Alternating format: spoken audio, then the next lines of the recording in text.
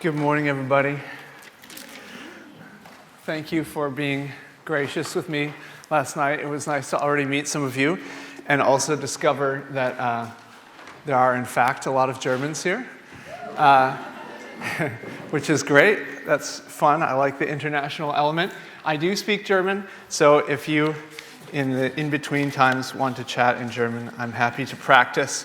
And as a small demonstration of the fact that I speak German, I will just teach all of you who don't speak German the most important phrase that you can learn, namely, das Eichhörnchen stiehlt das Streichholzschächtelchen vom Frühstückstisch. And if you get that, you're good to go for the rest of your life. Just kidding. We are here this morning to consider the life of Elisha. They'll explain to you. That means absolutely nothing. But it's really hard to say if you're from North America, so that's why they make you say it when you come to Germany. We're here this morning to consider the life of Elisha, and this is something that is really, for me, a significant story, his life, but also the things that happen in it. And we're going to be spending most of our time in the Old Testament this week as we look through his story, although we're going to try and connect it as well to the New Testament and see as well how some of the stories in his life point us to Christ. But the Old Testament is this incredible book of symbols, covenants, stories, and so we're going to kind of get messy in those things this week, and I just will pray as we start and ask, Father, right now, we want to invite you to speak to us in a very personal way, and we ask you to open our hearts to hear from you through your word and by your Spirit. In your name, Jesus. Amen. This morning, just to give a little bit of a roadmap, what we want to do is we're going to start with a little introduction, maybe to the general theme, also to the time that Elisha lived, and then we'll move into sort of his calling, and then beginning in the third session, we'll start looking at some of the big events that happened in his life.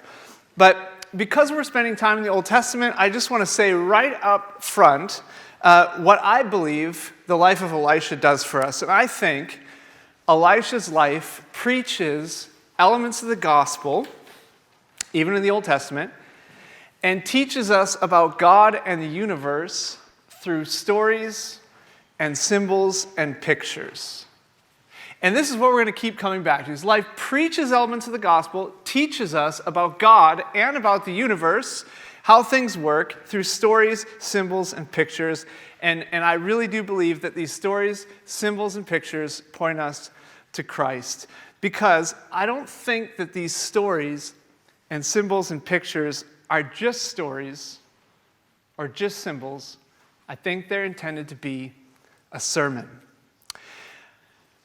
Most of us come from a Western background. This isn't necessarily what we're used to, that a sermon is communicated with a symbol or a story. But in the ancient Near East, that was a very common thing. And as we come at this at the beginning, I just want to ask, right off the bat, if some people could throw out some ideas, what is different in the way Westerners approach thinking and the way Easterners approach thinking? So if you have an idea, differences between Eastern and Western thought, just go ahead and shout it out, or we'll give you a microphone. That'll make it a little bit easier. Thank you. What's your name? Judith. Okay, give me an example of something different between Eastern and Western thinking. In Western thinking, we have more individual thinking, okay. And in Eastern, more collective thinking, because most of them stay with their families, and so in the Bible, you can read the whole house got baptized. So this is also different to our culture. We think if you, as an individual, believe in God, you can be baptized. Right, okay. Eastern, very community-oriented. Western tends to be pretty individualistic. Other thoughts? Differences? Yep, go ahead, right here. I'm not sure, but I'd say the Western community is rather abstract, so we rather think in logic patterns, and the Eastern communities rather in pictures, in creativity, and more, yeah. Okay, yeah, very, very structured and logical we have in the West, and more artistic somehow in the East. Very good. Any other thoughts? Yeah? The way we approach problems is quite different. So Okay. usually we have a problem and look for the solution. And in another, like in the Asian or Eastern countries, you usually look around and see what the problem is made of, and you kind of go in a circle until you find like the core of it. Okay. So in the West, you're saying we would be very direct, goal-oriented to find a solution. In the East, we're rather trying to get fully connected with the whole problem and circle into it. Thank you. Very good. Maybe one more thought. Yep. Also, the West, we tend to be just really rational about just what we see, and Eastern culture, they're usually more aware of spiritual things. Okay. In the West, we tend to be very rational, and we like to explain things with formulas, and what we see is what counts. And in the East, and understanding is maybe even different. In the East, there's great openness for spiritual and unseen matters, all absolutely true. So it sounds like you have connection with Eastern thinking. One way that we often could see some of the differences come out is if I were to ask this question, what is God like? And now we won't use a microphone, but just with one word. And if Rob Whitaker has taught you, then you know the right answer, which we can all just say together. 1, 2, 3, go. Jesus, thank you. Yeah. What is God like? Jesus, thank you. Because he is the image of the invisible God. So if I want to know what God's like, I look at Jesus. Correct answer. And if we were going to then move one step lower and say, what are some attributes of God? What is God like? Just raise your hand and shout something out. Any attribute you would say, to answer this question, what's God like? Yeah. Love. God is love. Okay? Somebody else? God is just. God is jealous. God is holy. Any other ones? Yeah. God is gracious. Yeah. God is triune. We could go on for a long time. You can go for it because you had your hand up. He's also patient. And this is a perfect demonstration of some of the differences between Eastern and Western thinking, because if I asked you now, let's close our eyes, you don't have to, but if I were to say, let's close our eyes, and we want to picture these items now that have been mentioned, first we're going to picture a triune.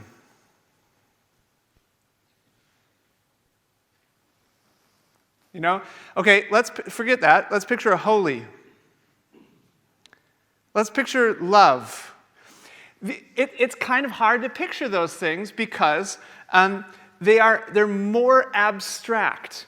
And as we read in Scripture and see how Jesus described himself, you don't have something that's abstract, you have something that's very concrete and symbolic. So he says, I'm the bread of life. He's not lying. He is not a loaf of bread, but he's like, I'm the bread of life. I can picture bread. I'm light. I'm the gate. I'm the way. I'm the vine. In the Old Testament, you got God, the Bible describing God, and saying he's a shepherd. He's a rock. I can picture a shepherd. I can picture a rock. I can picture consuming fire. I can picture sun and shield. And so you get over and over again this idea that in the Eastern world, I got a phone call. You get this idea that in the Eastern world, accessing understanding happens through pictures, symbols, and stories. And Western, as you mentioned, is more through these structures, formulas, if-then statements. And so much of Western thinking reads like a legal document. And this comes actually from Greek philosophers and just this whole area of Hellenistic thinking. And they elevated human intellect over everything else. And then that spread because Alexander the Great said, I'm going to change the world with 4 things: a school, arena, a library, and a theater. And we are the proof that he did change the world with a school, arena, a library, and a theater. we think the way we think very much because of that, at least culturally. And that means that for Westerners to understand something often just means to be able to explain how it works with rules and structures. But for an Easterner to understand something, they need to experience it. And so if I were to ask a Western doctor, do you understand cancer? They might say, yes, I do. And they could proceed to explain how, what's happening on a cellular level in a person's body and how it spreads and what it looks like and the different forms of cancer and all the things that can happen with cancer. They say, I understand cancer at a very deep level. And an Easterner would say, no, you don't. You don't know anything about cancer. I've had it. So I know cancer. And so the gospel and the heart of God is often communicated in the Old Testament without a sermon. It's communicated through land. Who has what land and what is it like? And it's communicated through like this culture of offerings. And it's communicated through miracles and names that have meanings and rituals and even some weird stuff is happening in the Old Testament.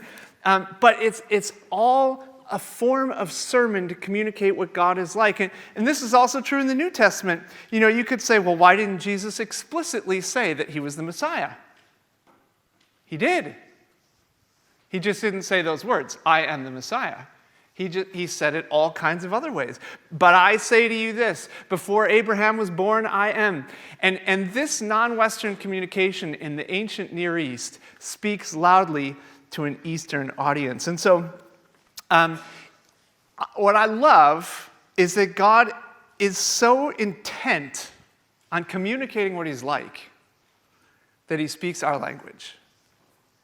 And so in the Old Testament, in the ancient Near East, he wants to communicate the gospel and he wants to communicate what he's like. And so he does it. He stands on his head to use like land and wars and symbols and offerings and rituals. And then, to the Jews, he shows up as a Jewish rabbi to communicate what he's like. And then for us, sometimes we don't even get that. So fortunately, Paul comes along. Finally, somebody makes sense, Jesus is saying, you need to eat my flesh and drink my blood. And we're like, thank you, but what on earth? And Paul's got this very nice, structured, kind of formulaic legal document. For by grace are we saved through faith. And this, thank you. Because he communicated it in a very Western way. And maybe some of you will have noticed it's much harder to communicate the gospel to somebody using the Gospels than it is using the letters that Paul's written. Because God just wanted to make it available to everyone. And so, prophets in the Old Testament, like Elisha, they didn't just speak their message, they acted out their message so that everybody could experience it. Hosea marries a prostitute. And Isaiah walks around naked, and Jeremiah wears a cattle yoke, and Ezekiel is mute and draws art and lays on his side for 390 days. What on earth? Just acting it out. No big deal. And this is what we're going to see as we look in the life of Elisha. In his culture, the main message was often the symbol or the picture more than the words. And so this week, as we go through and look at his life, we're going to try and keep it Eastern. We're going to try and be less structured and formulaic. We're going to try and start with a symbol and then see what sermon that symbol preaches, and then we're going to try and connect that sermon to the bigger story of the universe and how it relates to us. And so Elisha's story is going to start with this symbol, and the first symbol, the first picture in his story is this thing, this cloak. Which is awesome, this beautiful, hairy thing, which I'm going to set down right here for the moment. It starts with this cloak, And he's going to begin his life or his ministry by accepting that cloak. But just by way of background, on the story he steps into, and if you're following around, actually I'm going to put this over here because it'll be a little easier to have it out of the way. If you are following along, his story starts in 1 Kings chapter 19, that's where we're going to start this morning, and then moves on into 2 Kings. And you'll know that the 2 Kings ends with the Jews of the southern kingdom getting shipped off to Babylon. They're prisoners and slaves. After that, same thing happens in the northern kingdom. And basically, everything falls apart. And so Elisha is this guy called to leadership as a prophet at this time when the people of this nation and everything they have falls apart. And when I hear that everything is falling apart, I like to ask myself why that's happening. Why are these nations and families and people falling apart, and why does it end in this bloody disaster? And it turns out that at the time of Elisha, God's people just they forgot about God. And they forgot that he was the main thing, and they forgot to take him seriously. And so after a while of not taking God seriously, it just got to the point where they sort of lived. You know, they got up and read their papers, they went to school, they got their jobs, got married, drank their coffees, drove the cars, watched their favorite TV series and Netflix, went on vacations, had adventures, just, lived. There's nothing wrong with that. It's just that they forgot the main thing. They forgot to take God seriously. And as they just lived, something happened. It was very slow, and it kind of came in from the side and snuck up on them. But slowly, this began to happen. Instead of them influencing culture, culture began to influence them. And I always thought that when you do nothing, nothing happens. And if the universe were so that all variables were held constant except my life and whatever I was doing, that might be the case. But when you do nothing, it's not that nothing happens, because there's all kinds of other forces swirling around you. We live on the Bodensee, and we have had now, on various occasions, staff members, usually interns, and in the summer, they will take a canoe out and row out into the middle of the Bodensee. And then sometimes they will say, I am now going to take a nap. And so they'll lay in the sun in their canoe in the middle of the Bodensee thinking, well, what could possibly go wrong?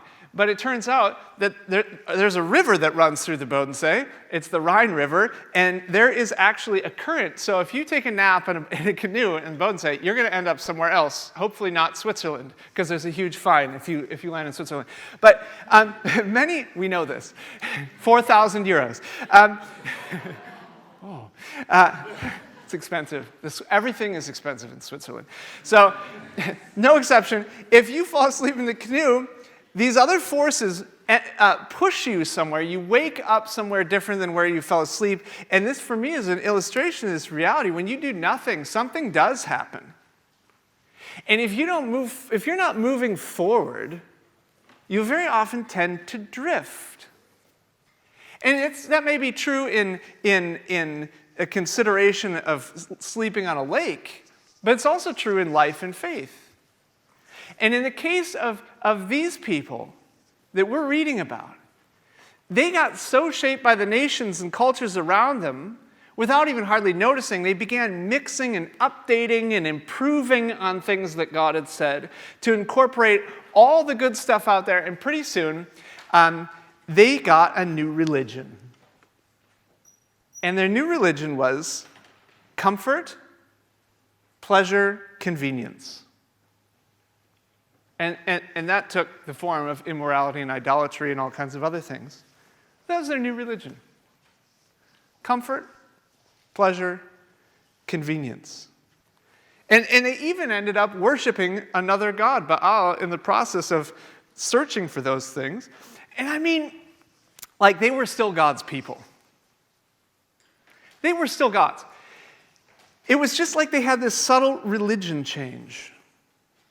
And everybody's religious no matter what anybody tells you, because the root of the word religion just means what you devote yourself to.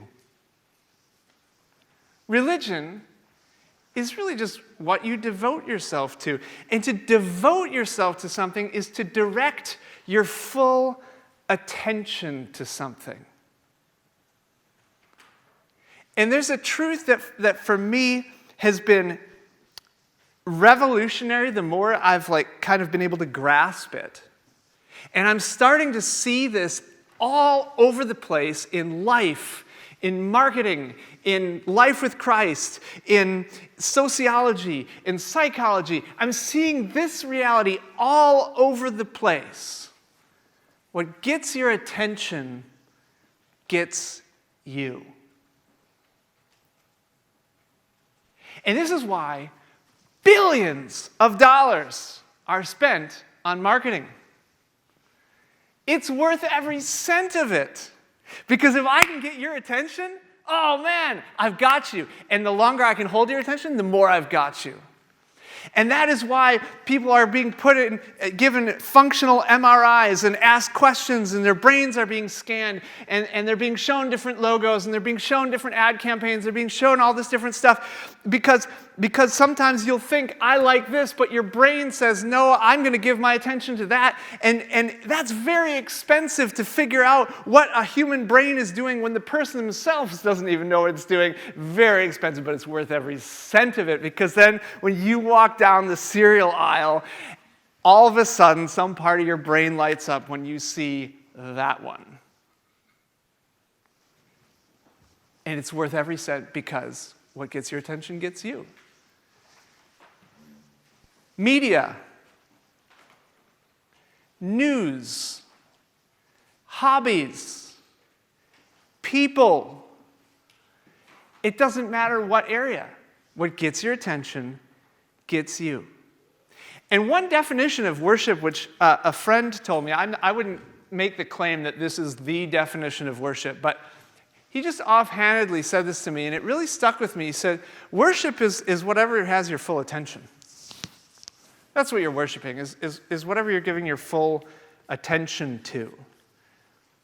You might disagree with that, but it made me think, what do I give my attention and thinking to? What are the top things I give my attention to? And we'll just take a minute, and this is not to trick you and make anybody feel bad, because we all give our attention to all kinds of things, and I'm not going to slap this burden on you to say, see, you wrote something down other than Jesus, so you're bad. No, not at all. But why don't we just take 30 seconds to a minute to think about, okay, I'm going to take an inventory. When I'm not at Capernwray Hall, what do I devote most of my attention to? Maybe put a couple things down, and we'll just take a 30-second to a minute break for an inventory, and maybe just jot it down.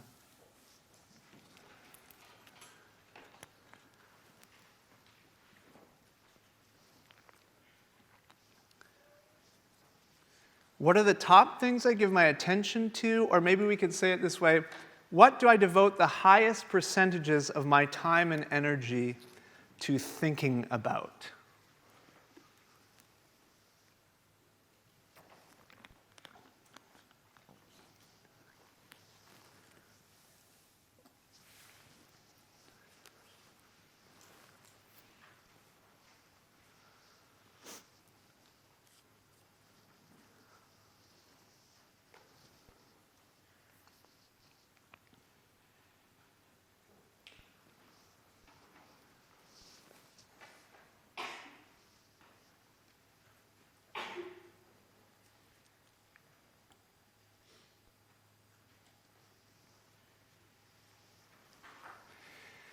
I would, under normal circumstances, ask people just to shout out a few of those things, and we'll do that kind of thing later, but I suspect that these are very personal items sometimes that we devote our energy to thinking about, so I won't put you on the spot. But here's what is helpful to me in considering that. My heart, and there is no way around this, my heart will be affected by the things I give my attention to. They will be affected. If I tell myself I can be involved in this stuff, I can give my attention to this, I can give my thought to all this, I can watch all this media, and I won't be affected, not true. The world of psychology knows this, sociology knows this, marketing knows this, the business world knows this, everybody knows this. It's not true. I will be affected by the things I give my attention to. In immorality and idolatry, those words sound kind of old-fashioned, but what if we thought of it like this? What if we put the historical context we're looking at in these terms? The people of God began devoting themselves, directing their full attention exclusively to their jobs, comfort, shows, vacations, coffee, cars, stuff, opportunities, education, adventures, careers, and of course, sex. All things related in some way to comfort. And of course, they didn't mean to change their religion, it just happened. They got influenced by the culture, but that's naturally what happens when you stop giving your attention to the living God and taking him seriously. You begin to drift. And as their religion changed, and they became obsessed with comfort, that was the beginning of everything falling apart. And it was a disaster. You can read about the whole thing in 1st and 2nd Kings and 1st and 2nd Chronicles. I mean, it's this string of mess and pain and division and upheaval, and there's blood and suffering and tears, and it's terrible. And it was directly in the middle of this mess that Elisha came to point people back to God. And his message was really simple. Give him your attention again. Give God your full attention. Bank on him. And what do you do when everything's falling apart? Turn to him, because he is salvation. And this is the main message, not only of the story of Elisha, but it's also the very meaning of his name, because the name Elisha means, my God is salvation. And with every story we're going to look at, every story that we see is going to preach that same message. My God is salvation, my God is salvation, my God is salvation. Give your attention to him, give your attention to him, give your attention to him. And so our story picks up with his predecessor named Elijah, Jah, not Shah, and he'll have had this big showdown with the prophets of Baal, and Jezebel chases him, and he has a burnout and gets depressed and hides in a cave. God meets him there, and God gives Elijah instructions about calling Elisha. And that is where we pick up in 1 Kings chapter 19. If you want to follow along, you can. I'll have it on the PowerPoint in the ESV if you want to follow along there. But I encourage you to read in your own translation. 1 Kings chapter 19, verses 15 to 19. And the Lord said to him, "Go, return on your way to the wilderness of Damascus, and when you arrive, you shall anoint Hazael to be king over Syria. And Jehu, the son of Nimshi, you'll anoint to be king over Israel. And Elisha, the son of Shaphat of Abel-Meholah," that's fun to say really fast, "you shall anoint to be prophet in your place. And the one who escapes from the sword of Hazael shall Jehu put to death, and the one who escapes from the sword of Jehu shall Elisha put to death. Yet I will leave 7,000 in Israel, all the knees that have not been bowed to Baal, and every mouth that has not kissed him." And so he departed from there, this is Elijah, departed from there and found Elisha, the son of Shaphat, who was plowing with 12 yoke of oxen in front of him, and he was with the 12th. And Elijah passed by him and cast his cloak upon him. This is an actual replica of the cloak.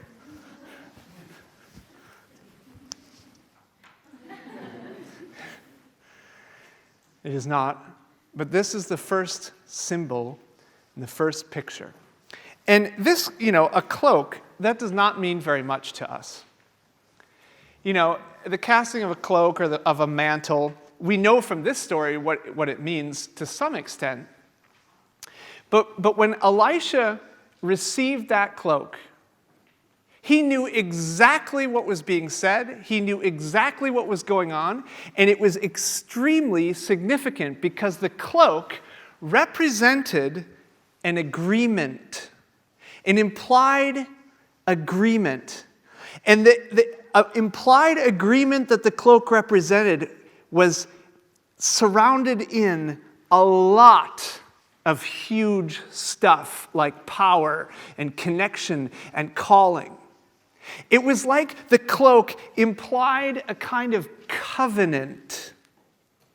And Elisha knew when that cloak was being handed to him, he knew that he was being offered something. He was being offered the office of a true prophet, which meant connection with God. It was like this implicit covenant, this implicit agreement that if you take this, you get connection with God. And you get this calling to leadership to make him known. And with that, you will get power and authority to do it.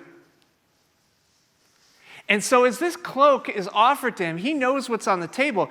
Does he want this or not? Does he accept it or not? And later we'll read he actually has to pick it up to receive it.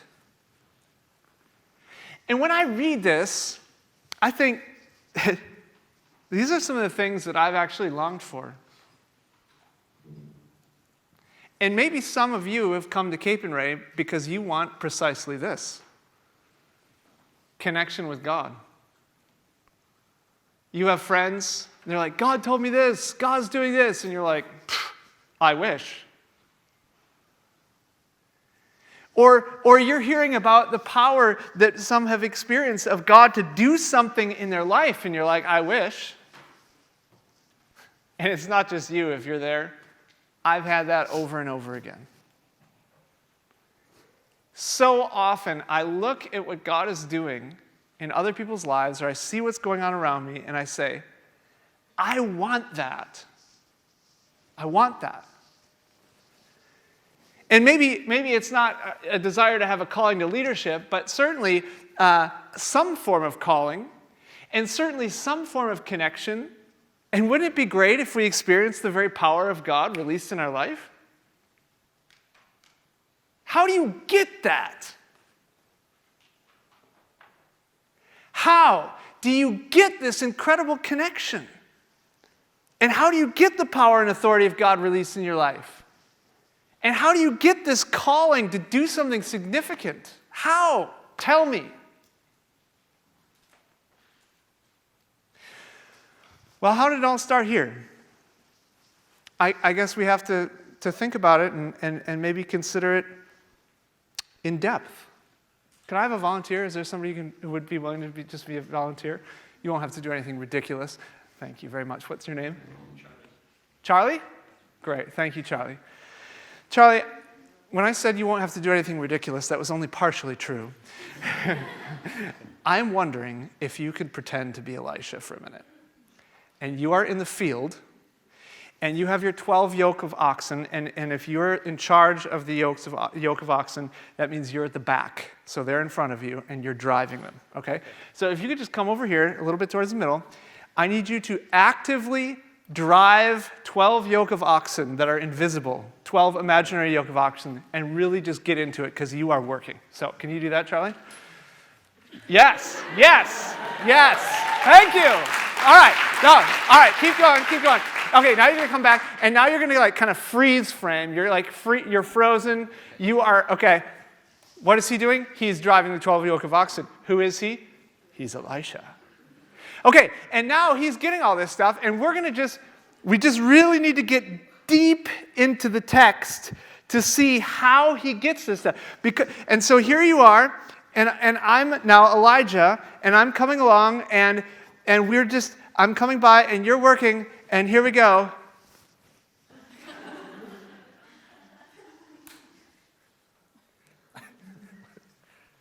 There we go. Thank you. That was all. Yeah.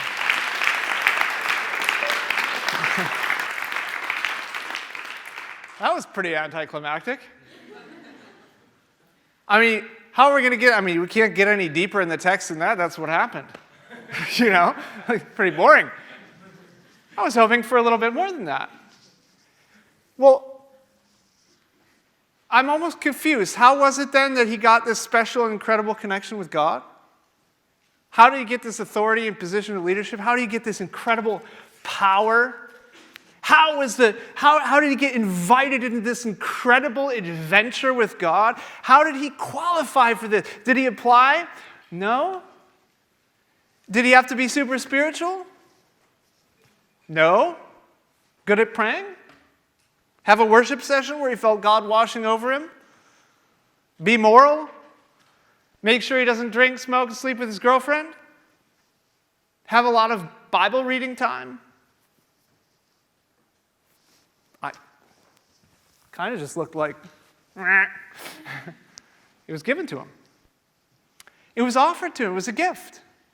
And so all he had to do in the end was pick up that cloak and receive it that's coming. But when he accepted the cloak, he accepted essentially this agreement. And when he took the cloak, he got it all. And this is a very significant picture, although it's just a short segment of his life, because it's the beginning of everything. And the message of this cloak is representing a truth that we see over and over again throughout all of Scripture, and it's something that points to what God is like, and it's something that points to what the gospel is like, and it tells us this. The message of the cloak is that life with God is first and foremost about receiving. Life with God is first and foremost about receiving. And I think this is very significant because in the same way that the beginning of everything for Elisha was an act of receiving, this is also exactly what we experience today, and the same thing that Christ offers us. And if we're here because we want those things that were listed, it's going to start with receiving. When a man married a woman in Jesus' day, they would do something that was a little different than what we would do today. But if I were getting married under the system in Jesus' day, and I wanted to marry April is my wife. She is fantastic, and I wish you could meet her because she's a gift if you meet her. If I wanted to marry April in this day, in Jesus' day, I would go to her house and I wouldn't talk to her. Much easier for men, perhaps. No, wait, because actually what I would do is I would sit down at a table with her dad and I would begin a negotiating process. And the negotiating process would be something like this. I'm sitting across from April's dad, and I would say, okay, how much is it worth for me to have April for the rest of my life? And we'd start going back and forth to start the dealing. And the thing is, I'm not trying to drive too hard of a bargain because there's a little catch, and that's also that April is sitting at the table. So she's watching this. So I'm not like, let's start at 3 cents, the anchoring principle, and, we're going to psychologically drive you. No, we're not doing any of that stuff. I would actually be offering a lot. How much is April worth to me? Well, how much would I be willing to pay to get her? I would be willing to give a painful amount. It's April. I'd be willing to give everything I possibly could. She's so worth it. And at that time, the amount that a man was willing to offer for a woman in marriage, it was a sign of two things. Number one, it was a sign of how bad you really wanted her. But number two, it was also a sign of how well you were going to be able to provide for her if you did marry her. So the fact that I would be willing to offer April's dad a lot of money would have been my way of saying, listen to this, Mr. Watson. Mr. Watson, April is worth everything to me. I really want to marry her. And do you see how much I'm offering? Do you see how much? This is a symbol for the way I'm going to take care of her for the rest of our lives. I will provide for her. I will give her everything she needs. I will give sacrificially for our entire marriage. I will stand by her, offering this kind of support for our whole life together. Yes, I will. And then if April's dad agreed to my offer, we would do something official to seal the marriage. If her dad agreed, he would show it by simply pouring a glass of wine for me. And he would pour that wine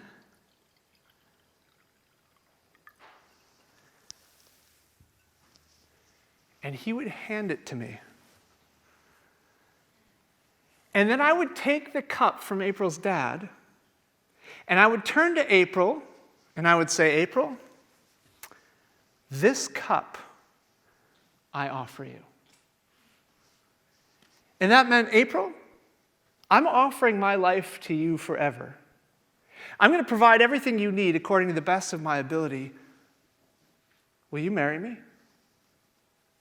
That's what it meant in this situation to say, take this cup. And of course, if April wanted to say yes, she would show that by taking that cup of wine and taking a drink from it. And in doing so, she would be saying, Steve, yes, I accept your life, I accept your offer, and I give you my life in return. And as soon as we did that, we would be officially married. Well, there's a little catch. We would be called man and wife, but we wouldn't physically live together. First, I'd have to build a house, which probably the easiest thing would be to go to the house of my parents, to my dad's house, and just start out by building another wing on that house, and then we could live there. And so after April would have said yes, by taking a drink of this wine, I would have said, April, in my father's house, there's a lot of rooms, and I'm going to go there, and I'm going to prepare a place for you, and then I'm going to come back for you, and when I come back for you, I'm going to come with the wedding party, and we're going to have a big trumpet blast, and then we're going to have a huge celebration, and that is going to be our wedding. And so when we celebrate communion, we're actually celebrating the exact same thing that happened with this cloak. This idea that the gospel hasn't changed and life with God hasn't changed from the Old Testament to the New Testament. It's about receiving from day one to the end. Because Jesus sat down with his disciples knowing that this is a fundamental reality about who he was. And he sat with his disciples before he was crucified, and he did what a man would have done to propose marriage, but what he was doing was much bigger. Yes, it was a cedar celebration. There were a lot of other things going on, but he gave them bread to say, I'll give you everything. I'll give you my life. And then he poured a glass of wine, and he handed it to them saying, this cup that is poured out for you is the new covenant in my blood. And this is so much bigger than an implied covenant from a cloak. This is unbelievably deep and powerful because I love you. And I want to be with you. You know how much you're worth to me? Do you know what I'll pay to win your heart and have you forever? Price I'll pay to get you will be my whole life. Everything I am and everything I have, including my very blood, I will give up to get you because I would rather die for you than live without you. I have to have you. And there's no price that is higher that I could be offering for you. I'm willing to shake the very foundations of the universe to be with you. And that's also going to be the sign that I can provide for you. Because listen, I will provide for you, not just today, but forever. I will forgive your sins. I'll be with you forever. I will lead you. I'll bless you. I'll love on you. I'll provide everything you need. I'll be sufficient for everything you have. I will be everything for you more than you could ever hope, dream, or imagine. I will give you unlimited power to live life to the fullest, and I will also pay for unlimited grace to cover your failures so you just can't lose with me. And not only will I give my life once for you, being tortured and killed for you, but I will also pour out my life for you every millisecond of every day. And I know we live in an in-between time. And I know I haven't come back yet, but I will come back, and I want to invite you into my kingdom in the future too, to a new earth where there's no cancer, and no stupidity, and no mobbing, and no broken hearts, and no betrayal. I want to offer you into that, so I'm offering you everything you could ever hope for. Will you accept this cup? Oh, yeah. Well, then I'm going to give you my Holy Spirit, my very presence, to live inside you as a seal that you belong to me between now and the wedding celebration. And remember, in my Father's house, there are many, many rooms. If it were not so, would I have told you that I go to prepare a place for you? And if I go prepare a place for you, I will come again and take you to myself, that where I am, you may be also. Do you want it? Do you want this? That's what's happening at communion. And the message of the cloak hasn't changed. And the way that Elisha started with everything and got the connection and the power was receiving. There were no prerequisites. He did not have to be smart. He did not have to be moral. He did not have to read the Bible. He didn't have to like church. He didn't have to get his life in order. He just had to receive it. To receive is an action. To accept something is an action. You do have to take what's offered. But here's the cloak offered to Elisha. Here's the wine offered to you and me. Do you want this? And if you haven't received, I invite you to. We sometimes make the gospel very complex. But the gospel is for children. I know somebody who was in a rainforest and met a man who was just a head and shoulders. He had no body. And the only thing he could do was paint butterflies with a little brush that people would stick in between his teeth. That's all he did all day. Paint butterflies. Gospel's for him too. The gospel's for him too. So we don't need to make it more complex than it is. But as we're going to see next hour, if we receive, it doesn't just mean forgiveness and reconciliation and connection and power. With the cloak came a calling. Jesus, thank you for this reality that the gospel is not based on our performance. It's not based on our how spiritual we are. It's not based on whether we tick the boxes. Thank you that it is based on you, this new covenant in your blood. But it's hard for us sometimes to believe that life with you fundamentally is about receiving and always begins with receiving. And so I ask that you lead us in appropriating the goodness of the gospel in different areas of our life with each passing day. In your name, Jesus. Amen. Let's take a break.